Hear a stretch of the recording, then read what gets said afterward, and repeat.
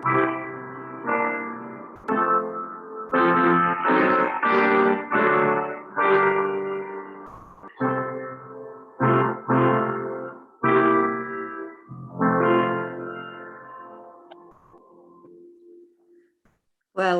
bore da, unwaith eto, dwi'n credu bod fi wedi deud bore da y rhan fwyaf ohonoch chi.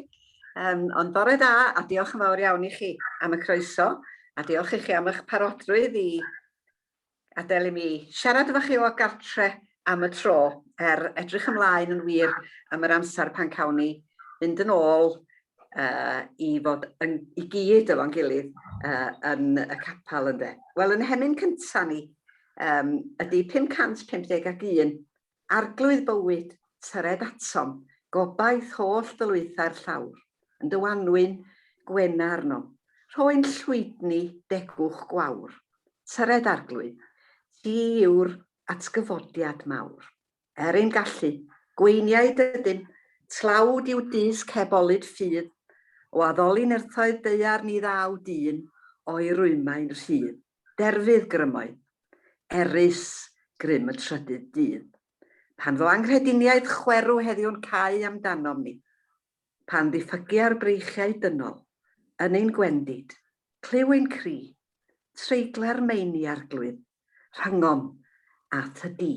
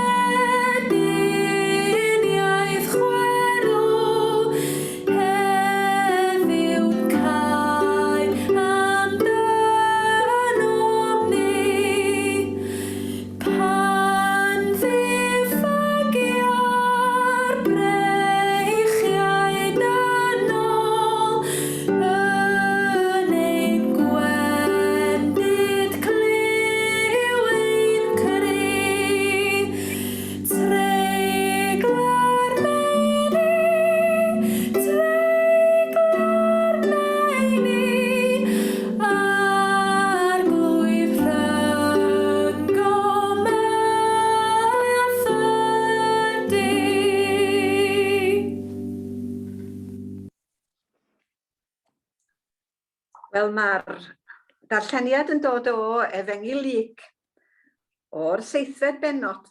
Mae Iesu Grist newydd fod yn iachau gwas y canwriad ac fodi mab y weddw o nain, a mae negesyddion Ioan Fedyddiwr yn cyrraedd ato fo. Dwi'n dechrau o'r ddeunawfed adnod. Rhoes disgyblion Ioan adroddiad iddo ynglyn â hyn oll.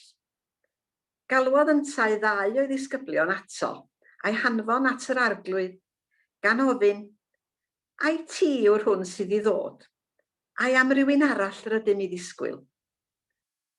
Daeth y 2 ato a dweud, anfonodd Ioan Fedyddiwr ni atat, gan ofyn, ai ti yw'r hwn sydd i ddod, ai am rywun arall rydym i ddisgwyl. Y pryd hwnnw, iachawdd ef lawer o afal ar iechydon a phlai ac ysbrydion drwg, a rhoes ei golwg i lawer o ddeillio. Ac atebodd ef hwy, ewch, dywedwch wrth Ioan yr hyn yr ydych wedi ei weld ac wedi ei glywed. Mae'r deillion yn cael ei golwg yn ôl, y cloffion yn cerdded, y gwahangleifion yn cael ei glanhau, y byddariaid yn clywed, y meirw yn codi, y tlodion yn cael clywed y newydd da. Gwyn ei fyd y sawl na 9 cwymp iddo o'm hachos i. Wedi i negesyddion Ioan y Madael, dechreuodd Iesu sôn am Ioan wrth y syrfaoedd. Beth yr eithaf allan i'r anialwch i edrych arno? A'i brwynen yn siglon y gwynt? Beth yr eithaf allan i weld? A'i rhywun wedi ei wisgo mewn dillad esmwyth? Ymhlasau brenhinoedd mae gweld dynion moethus mewn gwisgoedd ysblenydd. Beth yr eithaf allan i weld? A'i proffwyd? Ie, meddaf wrthych, a mwy na phroffwyd. Dyma'r un y mae'n ysgrifenedig amdano, wele fi'n anfon fy nghenad os flaen i baratoi ffordd ar dy gyfer. Rwy'n dweud wrthych, nid oes ymhlith meibion gwragedd neb mwy na Ioan. Ac eto, mae'r lleiaf yn heyrnas Dduw yn fwy nag ef. A chydnabod cyfiawnder Duw a wnaeth yr holl bobl a glywodd, a'r casglwyr trethi hefyd, oherwydd yr oeddent wedi derbyn bedydd Ioan. Ond troi heibio fwriad Duw ar ei cyfer wnaeth y Phariseaid ac athrawon y gyfraith, oherwydd yr oeddent twy wedi gwrthod cael ei bedyddio ganddo. Wel, bod bendith Duw ar y darllen a'r gwrando. Mi awn ni mlaen yn syth i'r anerchiad, mi adewn ni'r weddi dan ar ôl yr anerchiad felly. Mi gymwn ni felly fel thema am ychydig bore yma. Gwestiwn Ioan Fedyddiwr i Iesu Grist trwy negesyddion. Ai ti yw'r hwn sydd i ddod? Ai am rywun arall yr ydym i ddisgwyl? Cwestiwn sydd wedi peri siom a phryder i lawer byth hynny. Ioan Fedyddiwr o bawb yn ama. Yr un oedd wedi cael y fraint a gyhoeddi dyfodiad y Meseia. Yr un oedd wedi bedyddio cannoedd os nad miloedd a wedi cyhoeddi edifarhewch canis nesaodd teyrnas nefoedd, hynny ydi, yr hyn oedd o'n i ddeud oedd fod y Meseia'n dod, byddwch yn barod i'w dderbyn. Y dyn ma gafodd y fraint a'r uchel o fedyddio Iesu Grist ei hun. A cael efarodd y geiriau proffwydol, wele oen Duw, yr hwn sy'n tynnu ymaith bechod y byd, hwn o bawb yn ama. Ac eto, gadwch i ni feddwl am funud beth oedd wedi digwydd i Ioan. Roedd o erbyn hyn wedi cael ei garcharu ers misoedd. Dyn yr awyr agored ac ehangder y diffeithwch wedi cael ei gyfyngu i gell fach glawstroffobaidd yng Nghastell Macheirys. Becws a siop oedd yng nghartra fi nefyn, ac oedden nhw'n brysur iawn wrth gwrs dros gyfnod yr ha, a fydden ni byth yn cael gwyliad ag yr ha, ond mi fydden ni'n cael mynd i ffwrdd am wythnos diolchgarwch. Ac am flynyddoedd pan o'n i'n henogan, wel, o gwmpas cyn cyrraedd farddegau mae'n debyg, neu jyst yn y farddegau cynnar, am dipyn o flynyddoedd, mi fyddan ni'n mynd i fyny i Dde'r Alban, i Kilmarnock, i fferm Creg Hall Farm, dwi'n cofio'n iawn oedd ei henwi, da ni'n aros mewn carafan yn fanno. A mae gennau go byw iawn o fynd i Gastell Carlisle un tro. Falle mod i wedi cofio hyn am bod fi'n un o'r bobl rhyfedd na sy'n diodda'n eitha drwg o glawstrophobia. Ac oedden ni'n cael yn tywys rownd y Castell Carlisle. A mi ath y tywysydd â ni, dwi'n cofio'n fyw iawn, i gell gul fechan. Ac un ffenest yn uchel yn y wal. A dyma fo'n tynnu'n sylw ni at ôl traed a dwylo ar y tywodfaen o dan y ffenast ac o bopdi sil y ffenest. Yn y gell yma, medda fo, y carcharwyd un o beneithiaid, un o chieftains ucheldir yr Alban, ganrifoedd yn ôl. Dwi wedi hen anghofio enw'r creadur.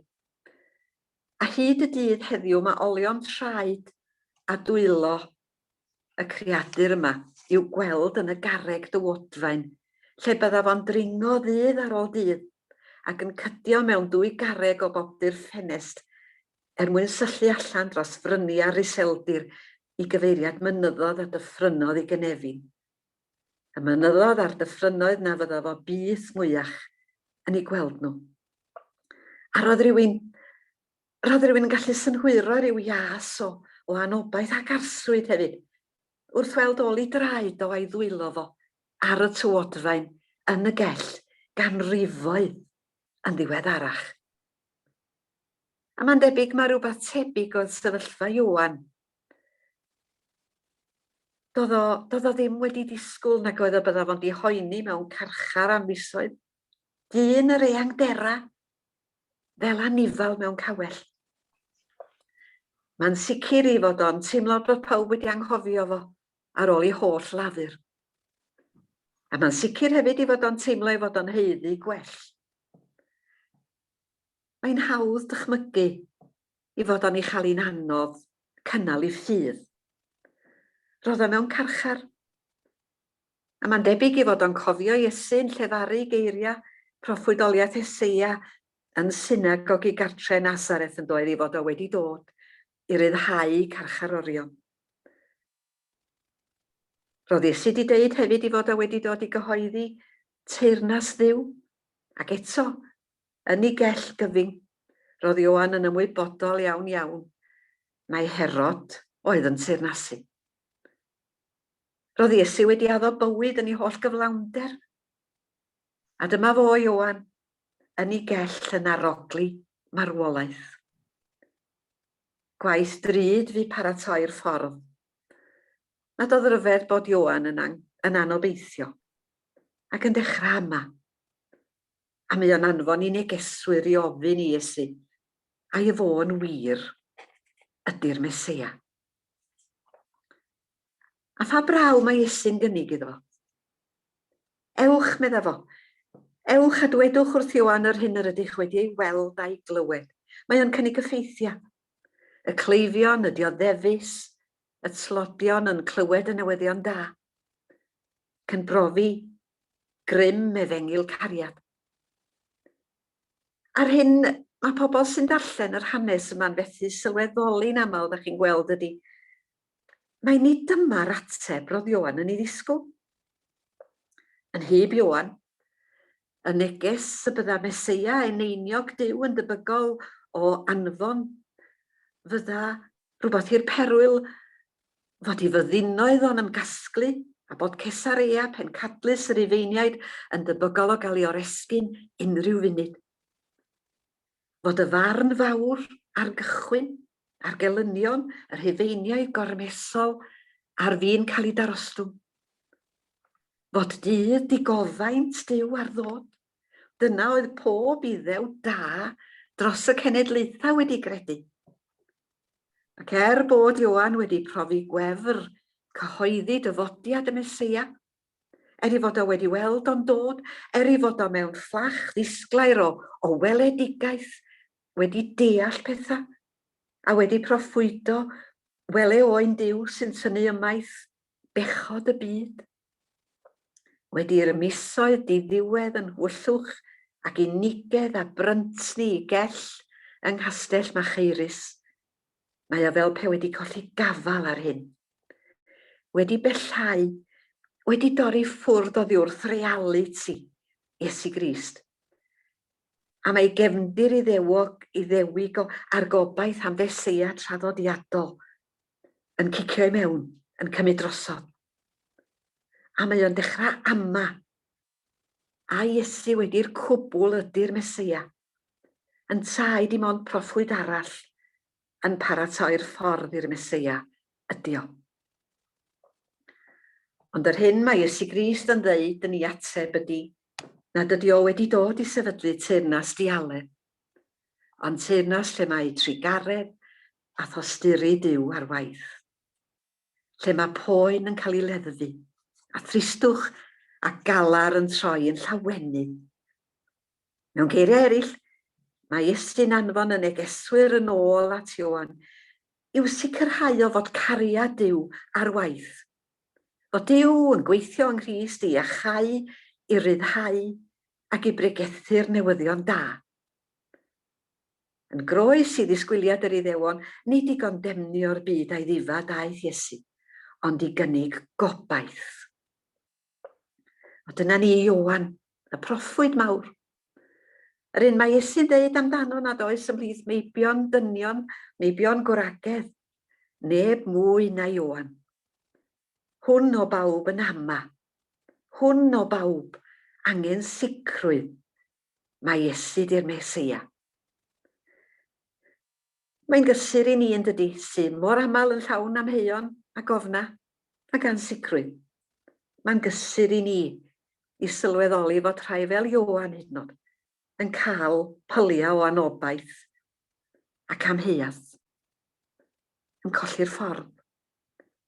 Yr un fy'n paratoi'r ffordd, yn colli'r ffordd. A mae yna adegan yn hanes Nina'n fynych yn does. Pan da Nina fel Ioan yng ngharchar Macheirus wedi'n carcharu gan yn hofna, gan yn hansicrwydd, gan yn hamheuon, yn pryderon. Pan mae'n ffydd ni'n gwegian, a Nina'n methu i weld o mor glir ac y dymunau ni, neu mor glir ac yr arferau ni. A bryd hynny mae'n bwysig i chi. Mae'n bwysig i ni ddod ato fo efo'n amheuon yn ogystal a'n ffydd. Mae amheuon yn bethau iach weithiau. Mae ffydd ddiysgog yn beth statig iawn, di ddim yn datblygu, di ddim yn tyfu. A mae'n bwysig i ni ar adegau o ansicrwydd ddod ato fo efo'n amheuon yn ogystal a'n ffydd. A'i hoffrymu nhw iddo fo. Gan gredu y gall o ddefnyddio'r cyfan i'n dwy'n ni nes ato fo, i'n cynnal ni ymlaen. Chydig wythnosa'n ôl ryddan ni'n dathlu'r Pentecost yn dydan. Y cyfnod na pan da ni'n cofio ac yn dathlu fel roedd Iesu wedi dechrau proses newydd. Proses na ellir i'r rhwystro na'i hatal. Sef yng ngeiriau'r hen apostol Paul, cymodi'r byd ag ef ei hun, newid i drefn y cyfamod newydd. Mae Ioan Fedyddiwr yn sefyll ar ddiwedd trefn yr hen gyfamod. Dyna pam mae Iesu Grist yn deud bod y lleia yn Nheyrnas Nefoedd yn fwy na fo. Mae'n sefyll ar ddiwedd trefn yr hen gyfamod. Mae Iesu ar y Pentecost yn dechrau trefn y cyfamod newydd. A mae'n broses heriol a hir i newid y byd, cofiwch. I droi'r byd wyneb i weired. Mae'n broses heriol a hir i sefydlu teyrnas o gariad ag aberth a gras a maddeuant. A'r ffordd mae Iesu'n dechrau'r broses yma ydy trwy anfon i ysbryd i fod wrth law o hyd i ni. Pan da ni'n derbyn hwn, da ni'n cychwyn ar y gwaith adawodd Iesu. Y gwaith mae o am ar gyhoeddi Ioan Fedyddiwr yn fama, roedd o wedi dod i'r byd i'w gyflawni, sef cyhoeddi'r newyddion da am gariad a gras a maddeuant Duw, sefydlu teyrnas cariad a chymod. A dim ond trwy ddilynwyr mae o'n gallu gweithio'n de, ond mae o di anfon i ysbryd i ni. Trwy'r ysbryd, Trwy bresenoldeb y Duw byw yno ni, yda ni i ddilynwyr yn cael yn galluogi i ddangos cariad Duw i eraill. Dyna waith a dyna fraint pob Cristion drwy'r oesau. Pobol y ffordd oedd enw y Testament Newydd am ddilynwyr Iesu, ynde. A mi ath o'i hun gam ymhellach, yndo. Chi'n ei gofio fo'n deud wrth Thomas a disgyblion eraill, mae fi yw'r ffordd, y gwirionedd a'r bywyd. Dangos y ffordd mae pawb arall wedi wneud o gyfnod cynnar Moses a'r proffwydi. A dyna yn braint fawr nina. Dangos y ffordd. Ond Iesu ydy'r ffordd. Does na ddim ffordd arall i fywyd yn ei holl gyflawnder. Fe drefnwyd ffordd, medda George Rees, yng nghyngor 3-1 i achub gwael, golledig, euog ddyn. Mae George MacLeod, sefydlydd cymuned Iona, yn un o'i lyfrau, dwi'n cofio'n hollol prin, mae o'n sôn am MacLeod arall, dyn o'r enw Callum MacLeod. Mae'n debyg bod Callum MacLeod wedi marw ddiwedd y ganrif diwethaf felly. A roedd Callum MacLeod yn byw ar Ynys Rase yng ngogledd yr Alban, yr ynys sy'n gosat Ynys Skye. A chydig cyn i farwolaeth mi dderbyniodd o un o'n rydeddar frenhines y British Empire Medal.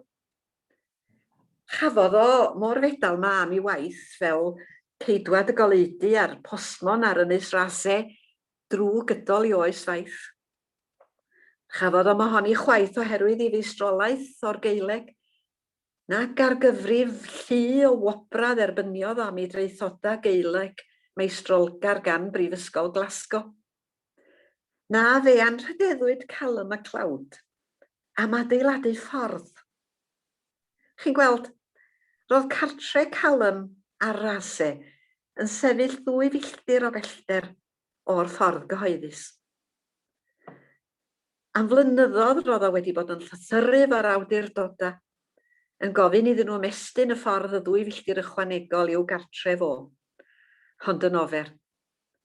Felly, dyma Callum yn cymryd pethau i'w dwylo ei hun, ac wedi arfogi a hen lyfr ar adeiladu ffyrdd. Dyma ddechrau ar y gwaith. Ac am 10 mlynedd, mi lafuriodd o'n galed ar ei ben ei hun. Mi dorrodd o lwybr i'r ffordd drwy greigiau geirwan. Mi adeiladodd o 2 bont dros afonydd bychan. Mi dorrodd o'i lawr a chlirio coedwig. A mi adeiladodd o ran o'r ffordd ar draws cors hyd yn oed. Mi osododd o 2 grid gwartheg yn ei hefyd. Pan welodd yr awdurdoda ffordd Callum MacLeod, roeddan nhw'n gegrwth. Methu credu llygaid. A llasa'r un peiriannydd sifil fod wedi cynllunio ac adeiladu ffordd well. A mi gynigio nhw fabwysiadu'r ffordd a gofalu amdani o hynny allan, wel, diolch bach iddyn nhw, ynde. Ond pam meddech chi, pam bod Callum wedi rhoi 10 mlynedd o'i oes i lafurio'n galed bob munud sbarod ganddo fo i adeiladu'r ffordd yma? Wel, yr rheswm oedd bod iechyd i'w wraig o'n hynod o fregus, ac roedd o isio ffordd at ei cartra nhw mwyn i gwneud hi'n haws i ddod â chymorth meddygol i'w wraig fel bydda'r angen. Ffordd oedd ffordd Callum, wedi adeiladu gydag amynedd a dycnwch, a dyfalbarhad a dewrder, ia, ond yn bennaf oll, cariad. Ffordd cariad oedd hi. Medda Iesu, mae fi yw'r ffordd, y gwirionedd a'r bywyd. Ffordd newydd wnaed gan Iesu Grist i basio heibio i uffern drist. Wedi ffalmantu ganddo ef o ganol byd i ganol nef. Ac mi adeiladwyd y ffordd yma hefyd gyda dycnwch a dyfalbarhad a dewrder di ben draw, ond yn bennaf oll, gyda chariad anchwiliadwy, cariad yw ddymderoedd byth ni threiddia nef yn nef. Wel, i fynd yn ôl i'r dechrau. Allwn nina, mwy na Ioan fedyddiwr ei hun. Dim osgoi pyliau o anobaith. Ac ansicrwydd o bryd i'w gilydd yn y byd sydd ohoni heddiw. Adega pan ma'n ffydd ni'n gwegian. Ond mae'n bwysig i ni gofio yn dydy, mae pobl y ffordd ydan nina. A mae Iesu wedi addo i fod o ar ffordd bywyd efo ni. A dydy o ddim yn unig o'r air. Mae o wedi addo bod o efo ni'n nerthu ni, i'n cynnal ni ymlaen. Ac yn fwy na hynny, y fo ydy'r ffordd, a gwirionedd a'r bywyd. Da ni'n mynd i ganu emyn elfed, enaid gwan, 200 ydy hi. A mae o'n cyfleu'r cwbl dwi'n credu, enaid gwan, paham yr ofni, cariad i'w meddwl Duw, cofiau holl ddaioni, pam yr ofni'r cwmwl weithiau, mae e fe yn ei le yn rheoli'r cyfan. Duw a wyr dy holl bryderon, agos yw dynol ryw beunydd at ei galon, dy fwyn ei fab aroddo, cofia'r groes ddyddiau does, canys felly carodd bellach, bellach, rhod ofnau heibio, cariad i'w meddwl Duw, llawen ycha ynddo. Diolch yn fawr.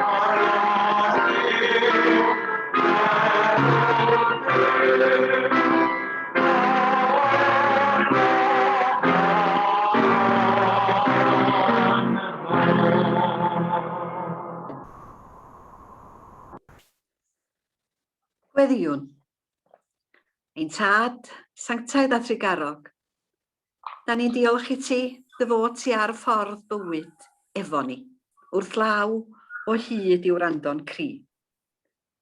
Da ni'n diolch am y gofal a'r gwarchod fe o droson ni. Diolch am dy ddaioni, am dy ffyddlondeb mawr tuag ato ni, her gweitha'n hanwadalwch, a'n tuedd i syrthio ganwaith i'r un bai. Wyt ti ein tad yn galw ni i garu'n cymydog fel ni'n hunan. I dystiolaethu I wirionedd ein ffydd drwy'r cariad rydyn ni'n ei ddangos at eraill.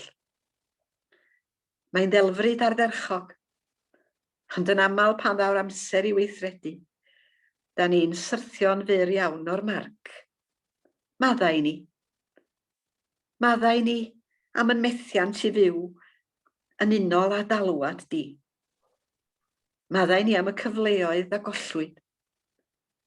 Maddau ni am y cariad rydyn ni wedi methu I ddangos. Am y gofal rydyn ni wedi methu roi. Am y gefnogaeth rydyn ni wedi methu I chynnig ac o ein tad. Maddau ni am y maddeuant rydyn ni wedi methu I gynnig. Neu di gyffwrdd a'n calonna ni. A boi di ysbryd y Crist byw I llenwi, fel bod I gariad a'i ras o yn cael ei adlewyrchu trwom i'n cymunedau. Nertha ni, os gweli di'n dda arglwydd I ymroi, o newydd I dy ddilyn yn dynach, I dy garu'n anwylach, I dy wasanaethu'n well o ddydd I ddydd. Oherwydd, rydyn ni'n gwybod yn burion nad oes I ti na thraed na dwylo, ond i'n traed a'n dwylo ni. Da ni'n cyflwyno I sylw dy gariad I, y miloedd ar filoedd yn yr hen byd yma sydd yng nghanol nos bywyd. Nos rhyfel, nos afiechyd ar hen bandemig yma, nos dioddefaint, nos cynni, nos galar ac anobaith ac ofn. A da ni'n gweddio gyda'r emynydd cofia deulu poen o Iesu ym mhob loes, golau'r groes arnynt, fo'n tywynu. Neu di'n derbyn una, neu di faddau ni pob pechod a bai oherwydd da ni'n gofyn y cyfan yn ffyddiog, yn haeddiant Iesu Grist, a'n dysgodd I weddio gweddi'r teulu gyda'n gilydd, a'n tad, yr hwnnwyd yn y nefoedd, sancteiddiau'r denw, deled y deyrnas, gwnele'r dewyllus, megis yn y nef, felly ar y ddaear hefyd. Dyroi ni heddiw ein bara beunyddiol, a maddau ni ein dyledion, fel y maddeuwn ninnau ein dyledwyr, ac na carwai ni brofedigaeth, eithyr gwared ni rhag drwg, canuseiddo ti yw'r deyrnas, a'r nerth, a'r gogoniant, yn oes oesoedd. Amen. Ac mi drawn ni I ddiweddu I emyn 685. 685. Brwydra bob dydd, cryfhad y ffydd, Crist yw dy nerth I gario'r dydd. Mentrad I ddiw, a chei gan ddiw goron llawenydd, gwerthfawr yw. Bydd yn ddifraw, mae ef wrth law, hyd atat fydd ei gariad ddaw. Cred eto fwy, cei hedd di glwy, Crist fydd dy hael ath bopeth mwy.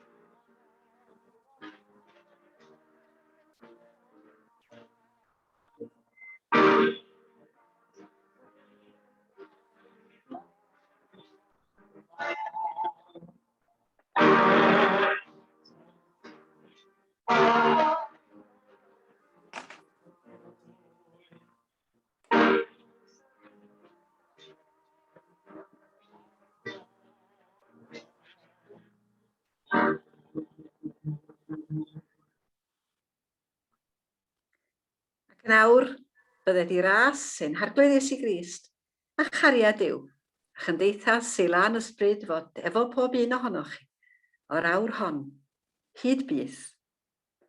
Amen.